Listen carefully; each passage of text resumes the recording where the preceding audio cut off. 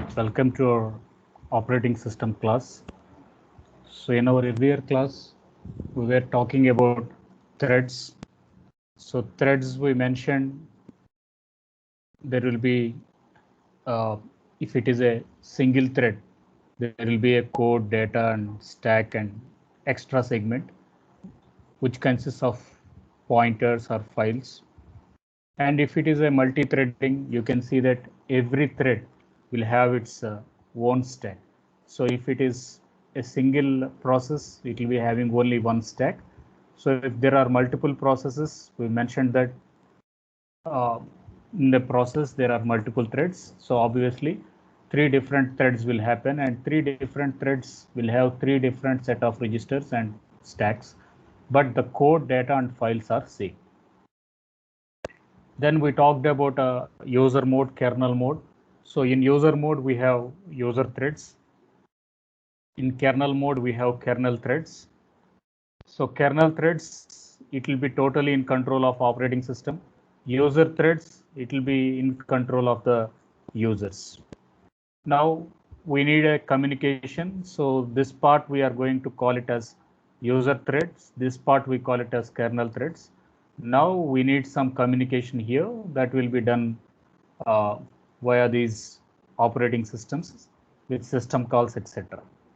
So the communication to do via the operating system, etc., will be with the approach of many to many, many to one, and one to one. So these are the three correspondence which we mentioned. Later on, threads need not be confined to a single system. It can be between single system. It can be between multiple systems. So when it is going to be a multiple systems, then it is going to opt for a client server architecture. So we have client side, we have server side, we have client side and server side. So we will be having send as a request, receive as a request. Using these two protocols, data is going to be interchanged. So that is what we talked about client server architectures. So we mentioned that they have good response. They work at any interval of time. They share CPU cycles, memory cycles. As they in a thread we have multiple in a process we have multiple threads. So obviously economy wise it decreases, and it is working with loosely coupled and tightly coupled architectures to execute the programs. So scalability is going to happen. So that is what we discussed earlier. And now coming to the new word here, we are going to call it as Java threads. So second generation and third generation threads, they are confined only to the operating system, that is towards the system program. But now from the fourth generation onwards, when Java was evaluated, then the threads concept was totally implemented in Java, and using the word called as Java Virtual Machine.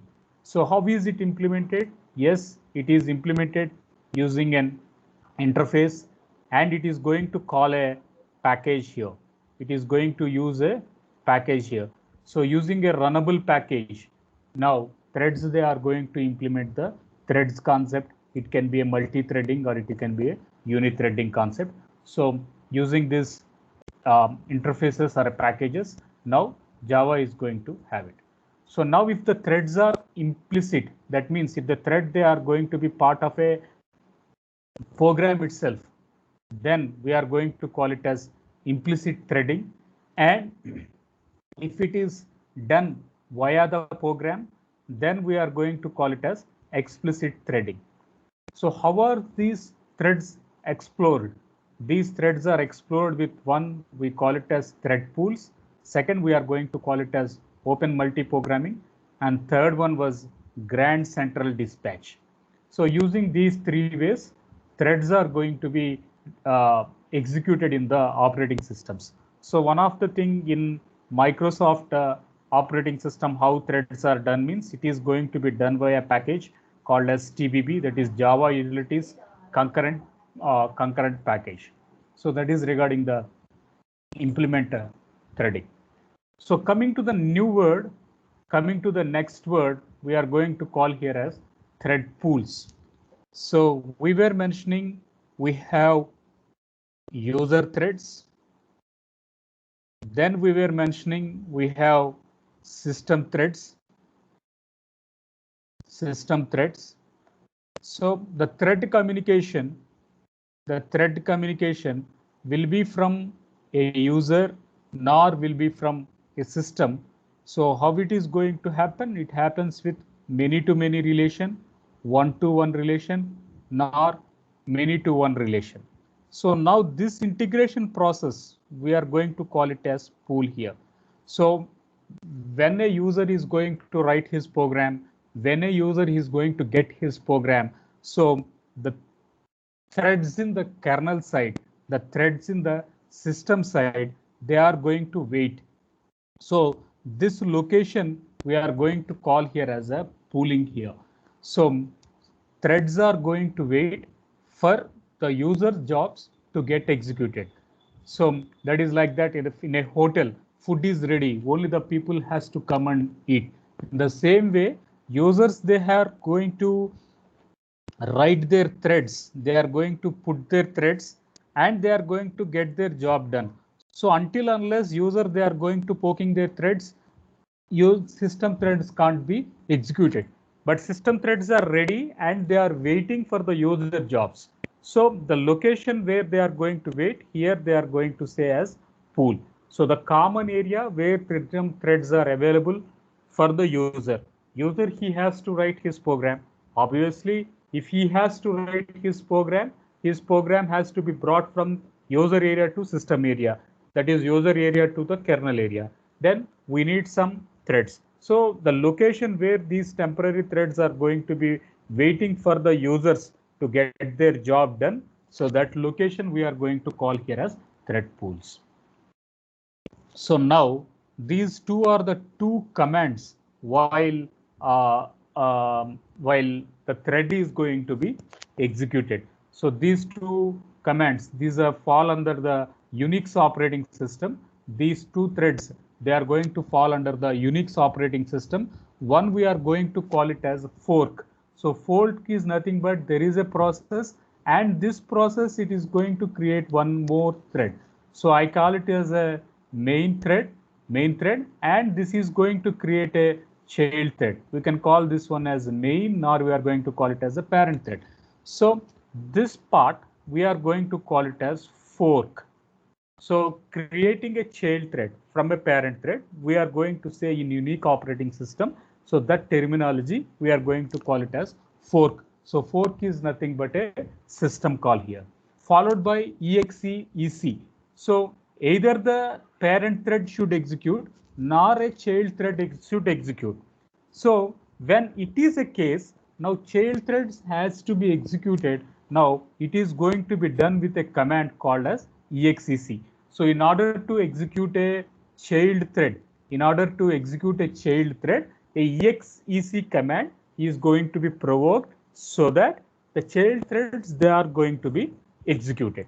Next one, the threads, when they are going to be executed, they are to be done with a word called as signal handling. They are executed with a word called as signal handling.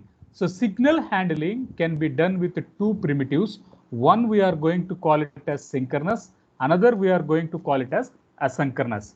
So when we are going to say it is synchronous, so what is the event it is going to tell us? There is no start bit, no stop bit. So we have continuous flow here.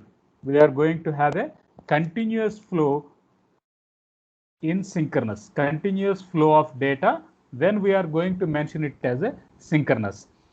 When we are going to say it is an asynchronous concept, what is happening is we are going to have a packet, and every packet is going to have a start bit.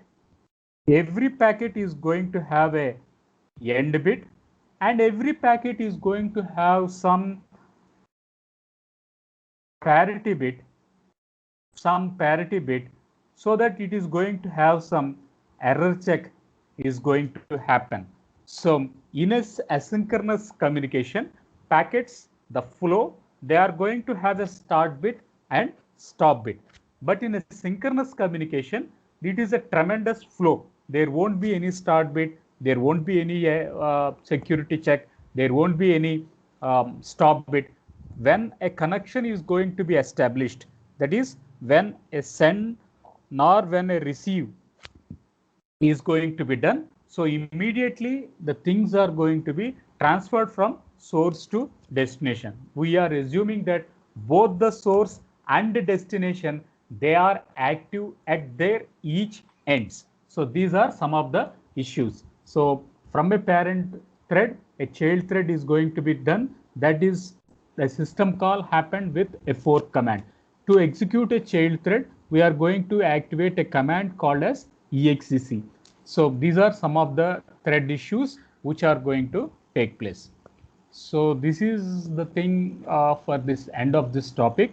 After threads, after thread topic, we will now look into one more topic. So that topic we are going to call as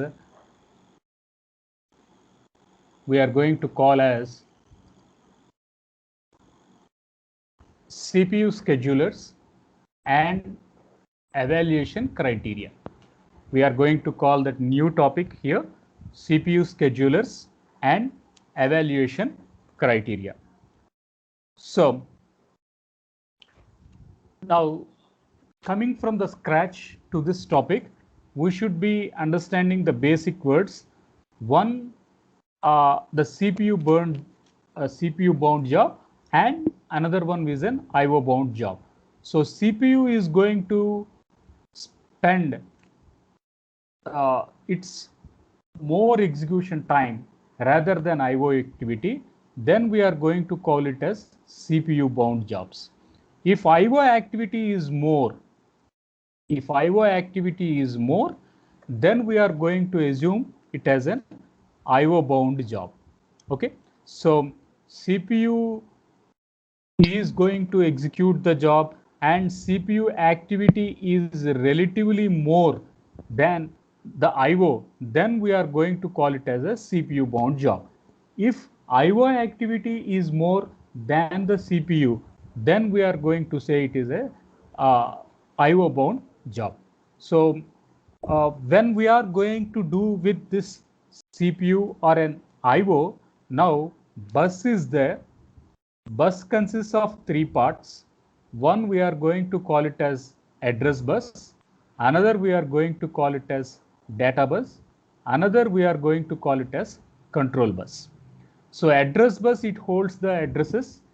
Data bus holds the data, and control bus holds the control instructions such as read, write, etc. So now data to be migrated from source to destination. It can be a read nor it can be a write. So we need the control bus. Similarly, data is there 10, 20, 30, 40. That data has to be transferred from one location to another location. So we are going to say we need a data bus. Now we need the locations of that data. So it is in a hexadecimal code. Those addresses are to be needed. We need address bus. Now this entire set we are going to call it as cycle. This entire set we are going to call it as cycle. So the event where it is going to fire, we are going to call it as burst. So if a CPU is going to spend maximum to do the multi-programming, then we are going to call here as a CPU burst time. If IO is going to do much of a activity, then we are going to call it as an IO burst time. So you can see the sequence here: load, add, read, wait for something, take the next instruction, increment the index, and write to the file. So you can see these two activity we are going to say as an IO activity. Reading is also some IO activity. Now we are going to say there is some waiting time. So CPU is going to increment it. Now finally again it is going to write it. So again we are going to get it as an IO activity. So you can assume that much of a time is going to be transferred, much of a time is going to be done only with an IO activity rather than the CPU activity. CPU is going to take up the memory locations, store it from the output file. So I can say this is an input file. Now the content is going to be transferred to the output file. So the scope of a CPU is very limited. The scope of a CPU is very limited, and the much of an activity is going to be taken in the input side and much of an activity is going to be taken in the output side. So the CPU, where it is going to invest its time, whether it is going to invest within execution, nor it is going to invest it in the transferring. So if the time was towards the transferring of a data, then we are going to call it as IO burst. If the transferring of the time is towards the CPU utilization, then we are going to call here as a CPU burst time. So the next thing was CPU schedulers. Next thing was CPU schedulers. So we talked about schedulers in our previous class. One we are going to call it as short-term scheduler. Another we are going to call it as long-term scheduler. Another we are going to call it as medium-term scheduler. So before we recap those words, we will just have a glimpse of our process states. We will have a glimpse of our process states. So when we are going to call it as a process state, the very first state we are going to call it as new state. Then it is going to move into a ready state. Then it is moved into the running state. Then it is going to move it into the exit state. Before ready state and exit state, there is one more state called as a waiting state. So from a waiting state, it is going to take back to the ready state, right? These are the different process states what we were mentioning. So now we have to give a glimpses of three terms. One, we are going to call it as long-term scheduling. Second one, we should take up the short-term scheduling. And third thing, we have to take up the medium-term scheduling. So when we are going to talk about the long-term scheduling, it begins from here and ends up to this state So this entire thing is going to be considered there from the new state to the end state. This long-term scheduling is going to happen. Now, when we are going to take up the things, for the short-term scheduling, here we are going to have a ready queue. And here we are going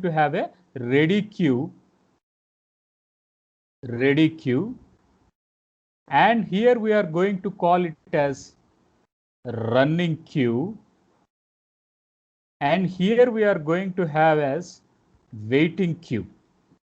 So when we are going to call as a medium-term scheduling, then it is going to take care of ready state, running state, and waiting state.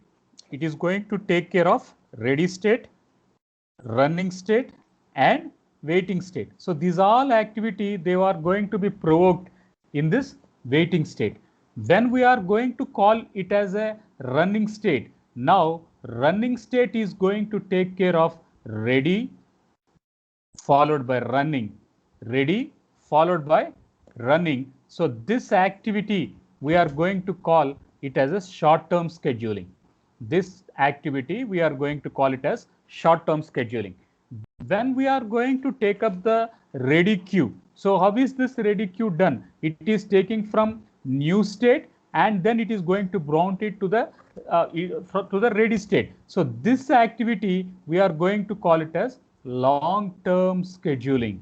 This activity we are going to call it as long-term scheduling. So the ready queue we will assume as a long-term scheduling. The running queue we are going to assume a short-term scheduling, and the waiting queue, that is jobs to get executed for the things via IO activity, those we are going to call here as a waiting state queue. So now we are going to emphasize the word here as short-term scheduling. So the short-term scheduling, it is going to select among the process in ready queue and allocates it to the CPU. So here you can assume this word. Here you can see this word, the running queue. You can see this word called as a running queue. So this running queue is going to get the data from the ready queue. It is going to get the data from the ready queue, and hence this interpretation we are going to call here as short-term scheduling. We are going to interpret that word as short-term scheduling. Now, what are the decisions you can see? The decisions you can see is from ready queue to waiting state, from ready queue to waiting state, from waiting state to ready state, nor from running state to exit state. So these are some of the implications what you can see. So what are the scheduling decisions it is going to make? That is switching between running to waiting state, switching between running to ready state, waiting from ready to running state. So again, and final state, you can assume it is going to have a terminate state. I will just switch back again. So here you can see the diagram. You are going to have this running state. From the running state, condition number 4, exit state. From the running state to waiting state, one condition. From the running state to the waiting state, one condition. Again from waiting state to ready state, another condition. Again from another condition, ready state to running state. So these are the 3 different approaches which are going to happen while scheduling the decisions. While scheduling the decisions, these are the different activities happening. So short-term scheduler, it is going to emphasize the data which is brought from a ready queue and moved towards the running queue. So that is the activity what is happening in the short-term scheduler. When we are going to call it as a long-term scheduler, it is moving from new state to the ready state. When we are going to call it as a running state to waiting state, then we are going to emphasize on this medium-term scheduler. So these are the 3 different distinctions you should be able to understand. Now there are 2 buzzwords which will be coined for the rest of the parts of an algorithm. So we have 2 types of algorithms in CPU scheduling. One type of algorithm we are going to call it as preemptive scheduling. Another we are going to call it as non-preemptive scheduling. So let us dig deep to understand the terms. So first one we are going to call it as non-preemptive. Now let us take a look into this word non-preemptive. So I have process 1, process 2, process 3 with me. I have process 1, process 2, process 3 with me at 11 a.m. Now I execute all these 3 processes.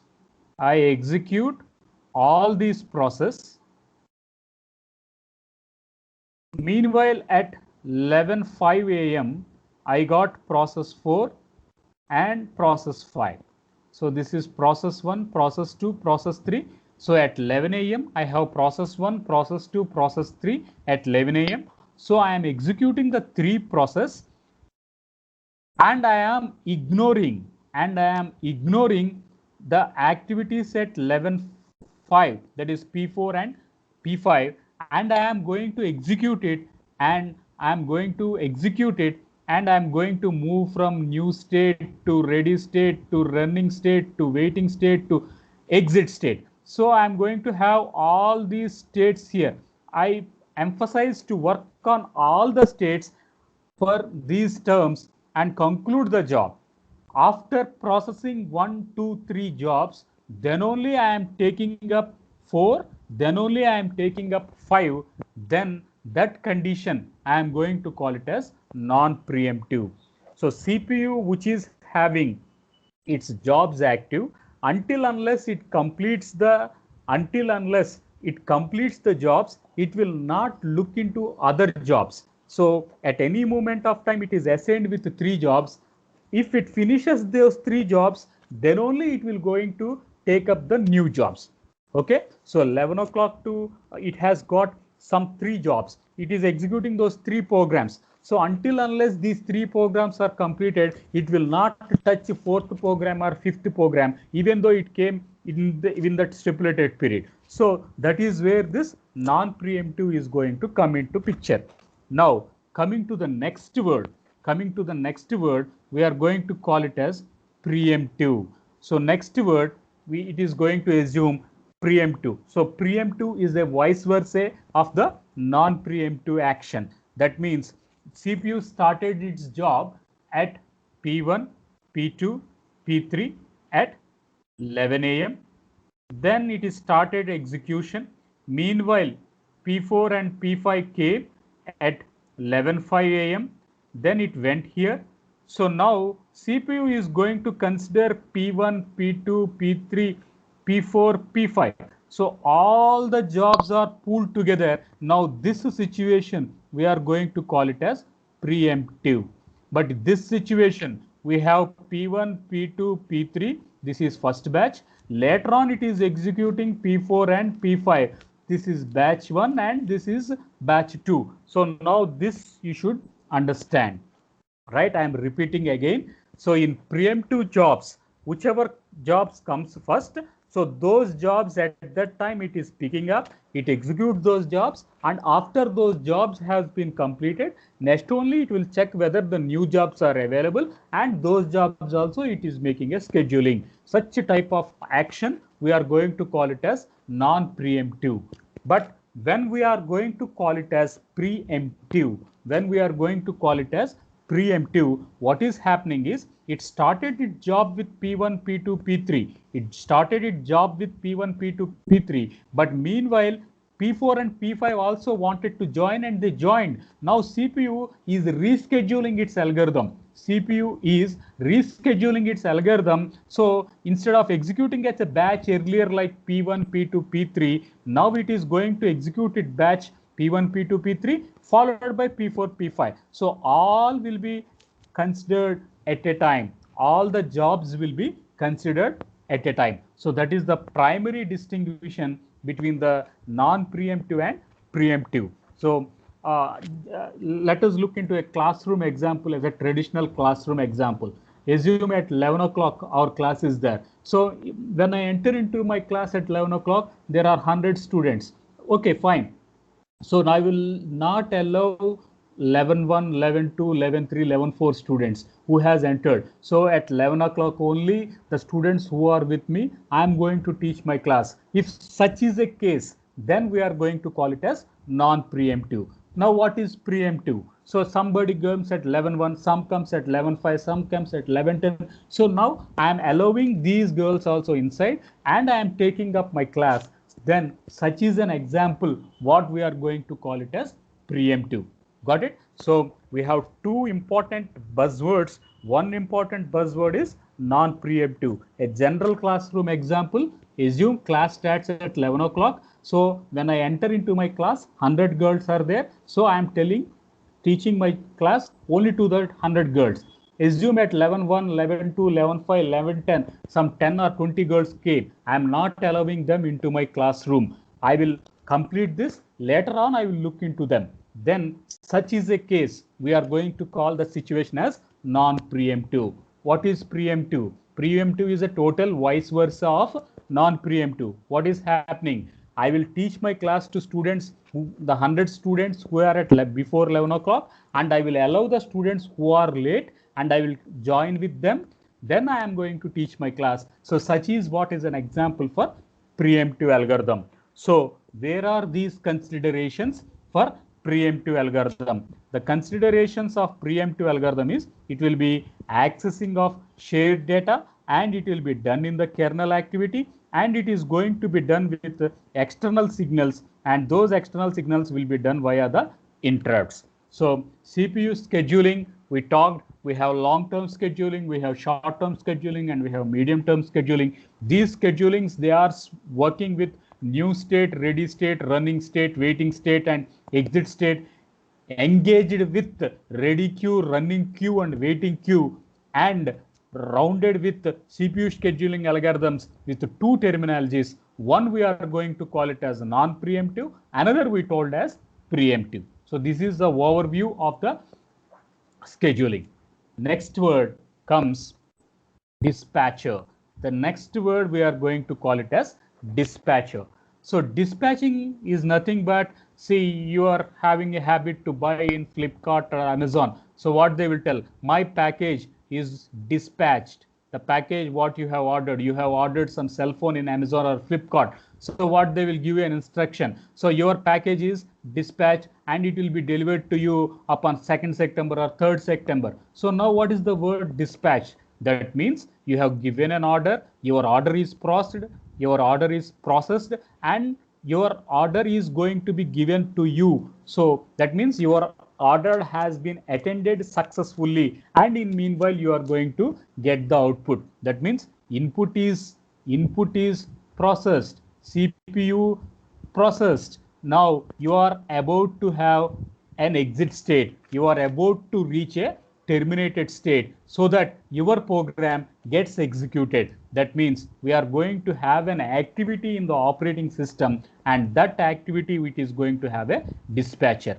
So who among will do this dispatching activity? It can be done with a short-term scheduling. It can be done with a short-term scheduling. So what is short-term scheduling? I am going to have a ready queue.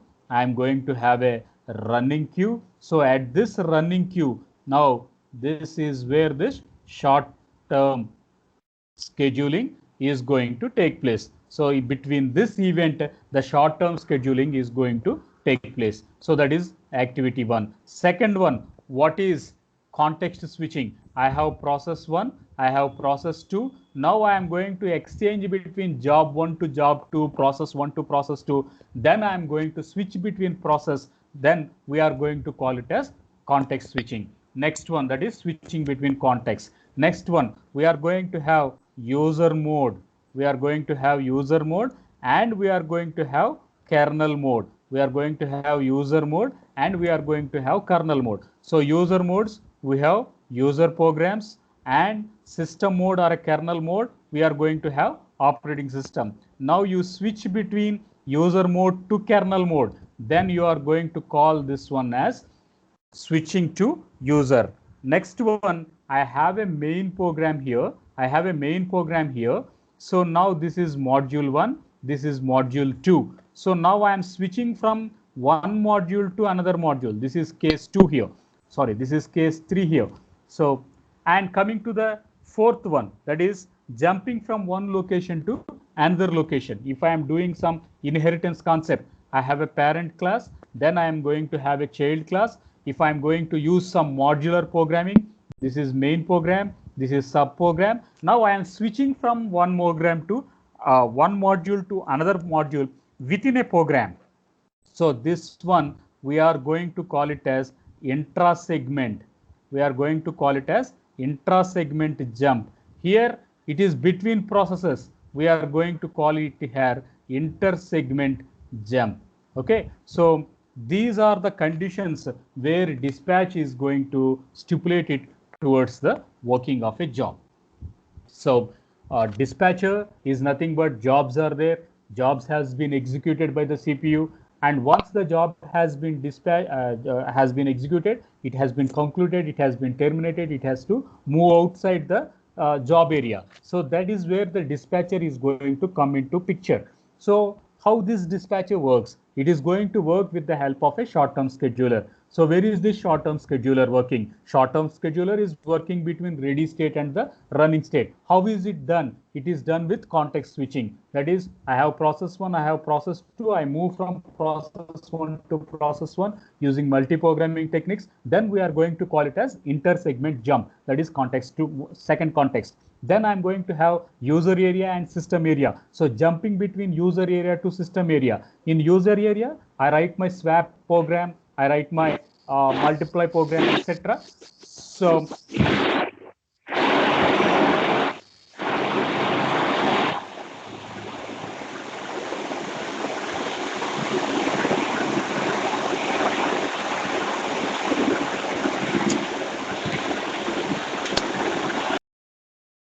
So I write my programs there. So in this way, we are having the three ways of context switching. So this is regarding the contents. So I will just have a quick brush up here again.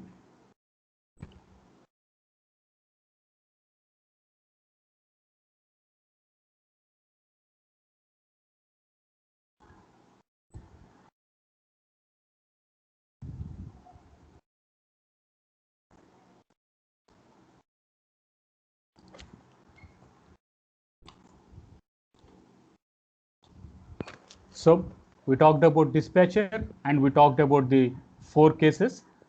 So coming to the buzzwords in scheduling criteria, coming to the buzzwords in scheduling criteria, the first buzzword will be the CPU scheduling, that is CPU utilization. So the first buzzword in CPU scheduling criteria will be the CPU utilization, that is how good we are able to utilize the CPU. So we have 24 hours of time. How much we are engaging the CPU. CPU doesn't need any sleeping or CPU doesn't need any rest mode. So CPU should not have any idle time. It can work round the clock. So we have to see that the CPU is busy as possible. So then we are going to get an evaluation matrix. That evaluation matrix we are going to call it as CPU utilization. To make the CPU busy always, then we are going to see that word here as CPU utilization. Next one was throughput. Next one was throughput. So in a unit interval of time, how many number of jobs a CPU has executed. So that is what we are going to call it as throughput. So in a unit interval of time, how many number of jobs a CPU has executed, then we are going to emphasize that word called as throughput. Assume that at 11 o'clock you have switched on the CPU, at 11:40 you have turned off the CPU. So now between 11 to 11:40, how many jobs a CPU has executed? So in that stipulated time, in that 40 minutes of time, how many threads or how many user process a CPU was able to take up, CPU has executed successfully. So those we are going to measure it as a throughput. Okay, in 40 minutes CPU has executed 100 jobs. Now in 24 hours, how many jobs the CPU can do? In this way, you are estimating the productivity of the central processing unit. That is where we are going to call it as throughput. Now, next comes the turnaround time. Next comes the turnaround time.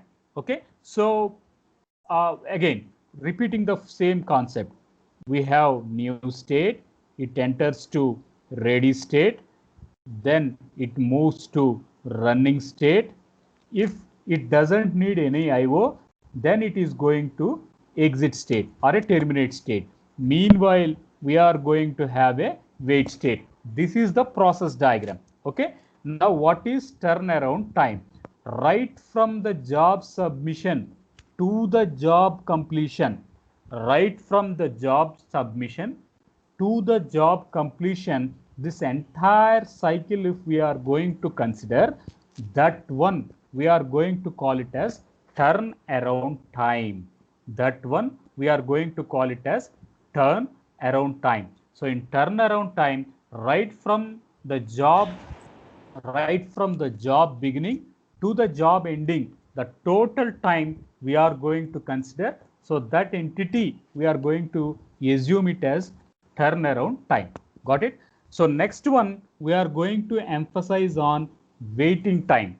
Next one we are going to emphasize on waiting time. So here in this waiting time, how much time a job has waited to get its job done in the ready process, then we are going to call it as a waiting time. Similarly, at this case, in the running queue, how much time the job has spent in the running queue, then that amount of time we are going to call it as a response time. So here in this scenario, we have ready queue, and in this scenario, we are going to have a running queue.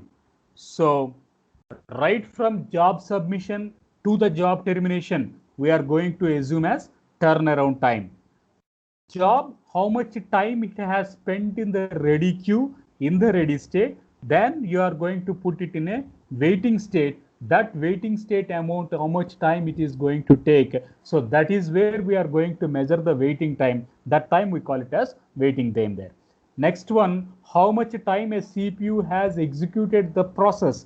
So that means CPU will be totally working in running state. CPU will be totally in the running state. So here we are going to have the CPU. So how much time the CPU has given a job to get executed, to execute the code. So that is where we are going to call it as response time, and that response time is going to happen only to the process which are in the running queue.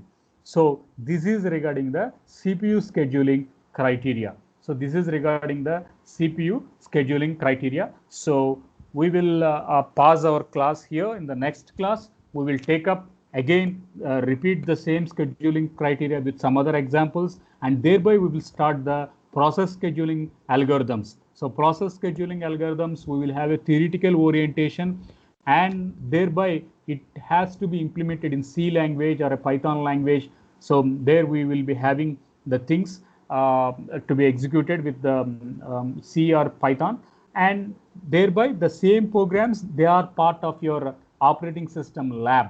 So the process scheduling algorithms, we have first in, first out, we have shortest job first, round robin, priority scheduling. We have 4 to 5 algorithms in CPU scheduling. So all the 4 to 5 algorithms are part of your lab exercise. So that also we will first look into the theoretical part. After looking into the theoretical part, then we have to have an exposure towards the lab part, which we will be using some online IDEs, integrated development environments, and we will start executing the things there. Okay, so both we can take up in parallel in the coming sessions. So this is regarding for today's class.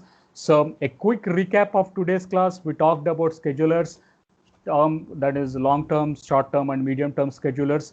Then we talked about two words. One we call it as preemptive, another we call it as non-preemptive.